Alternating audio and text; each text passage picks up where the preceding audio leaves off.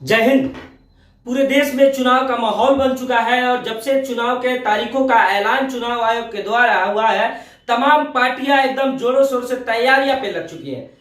बिहार में भी तैयारियां पूरे जोर शोर से है। एनडीए कह रहे हैं कि इस बार पूरी 40 की 40 सीटें चाहिए, तो वहीं महागठबंधन के लोग कह रहे हैं कि यहाँ पे हम लोग बीजेपी का खाता भी नहीं खोलने देंगे। इन तमाम चीजों के बीच एक और खबर निकल के आ रही है कि जन अधिकार पार्टी के सुप्रीमो पप्पू यादव ने अपने पार्टी का विलय कांग्रेस में कर लिया है। और कांग्रेस में विलय करने के साथ ही साथ मैं आपको बता दूं कि पिछले कुछ महीने से पप्पू यादव प्रणाम पूर्णिया का प्रोग्राम चला रहे थे और लगातार पूर्णिया का दौरा पे थे। और इन तमाम चीजों से जाहिर होता है कि पप्पू यादव पूर्णिया से चुनाव लड़ने के लिए पूरे तरीके से ताल ठोक दिए थे। और इन सब के बीच जब उन्होंने अपने पार्टी का विलय किया, लगातार महागठबंधन के बड़े नेताओं से, लालू यादव, तेजस्वी प्रसाद यादव से मुलाकात कर रहे थे, तो इन सब चीज से जाहिर हो रहा था कि कांग्रेस पप्पू यादव को पूर्णिया से टिकट देगी और पप्पू यादव पूर्णिया से चुनाव में ताल ठोकेंगे। लेकिन जैसे ही टिकट बंटवारा हुआ, कुछ अलग ही हुआ।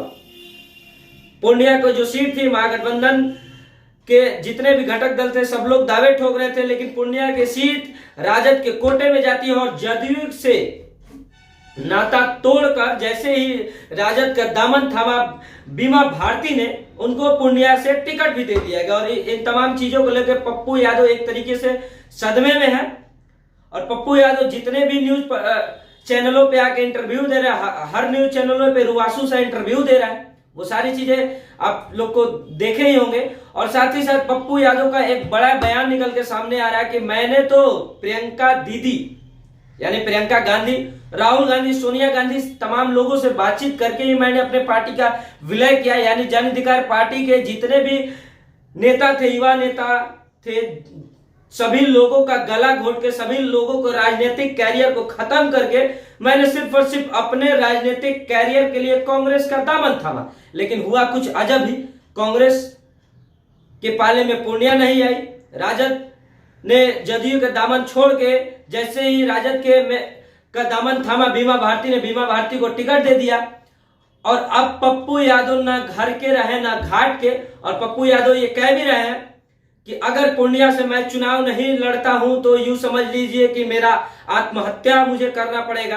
पूर्णिया से चुनाव नहीं लड़ना, मेरा आत्महत्या करना, दोनों एक तरीके से बराबर है। तो इन सब चीजों से सामने निकल के ये आ रही है कि लोकसभा चुनाव में बहुत सारे नेताओं ने, नए नेताओं ने ताल तो ठोका ही है, साथ ही साथ कई बड़े नेताओं के साथ साथ कई युवा नेताओं का राजनीतिक कैरियर समाप्त भी हो गया। उसका मैं कारण भी आप लोग को बता दिया हूं कि पप्पू यादव जो कि कह रहे हैं कि अभी भी कि पूर्णिया मेरी मां है और मैं पूर्णिया से ही चुनाव लड़ूंगा, वरना मेरी आत्महत्या करने के बराबर है, मैं दूसरे जगह से चुनाव नहीं लड़ सकता हूं। साथ ही साथ जन अधिकार पार्टी से जितने लोग जुड़े हुए थे, सभी लोगों के राजनीतिक कैरियर एक तरीके से समाप्त होते दिख रहे हैं, क्योंकि बिना कोई अपने कार्यकर्ताओं से वार्तालाप किए ही पप्पू यादव ने आनंद फानन में कांग्रेस का दामन थाम लिया।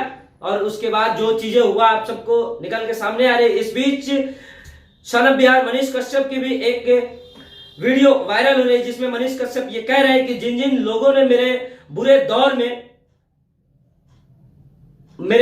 में जिन जिन लोगों ने मेरा मजाक उड़ाया था, जिन जिन लोगों ने मेरे ऊपर सवाल उठाए थे, कहीं ना कहीं भगवान उन लोगों के साथ गलत कर रहे हैं। और उसका जीता जागता उदाहरण बिहार के मौजूदा सरकार जो है उसका पलटी होना, साथ ही साथ पप्पू यादव बड़े ही कद्दावर नेता और बिहार के बड़े नेताओं में जिनका नाम आता है, उनका कहीं ना कहीं पार्टी के विलय होने के साथ ही साथ पूर्णिया से टिकट कटना, ये तमाम चीजें जाहिर होती है। मनीष कश्यप की कही हुई बातें भी सत्य निकल के सामने आ रही है। इन तमाम चीजों पे आप लोग क्या सोचते हैं कमेंट करके जरूर बताइएगा। और हाँ, एक चीज बिहार के युवाओं से जरूर कहना चाहेंगे कि जब भी कोई युवा किसी पार्टी का दामन थामते हैं तो इस चीज का भी जानने का प्रयास करेंगे, क्या वो पार्टी कभी भी कोई बड़ा निर्णय लेने से पहले उनके साथ कोई वार्तालाप करेगी या नहीं करेगी, या फिर सिर्फ और सिर्फ अपने फायदे के लिए, पार्टी के शीर्ष नेतृत्व के फायदे के लिए पार्टी तमाम युवा नेताओं का राजनीतिक करियर यूं कहें तो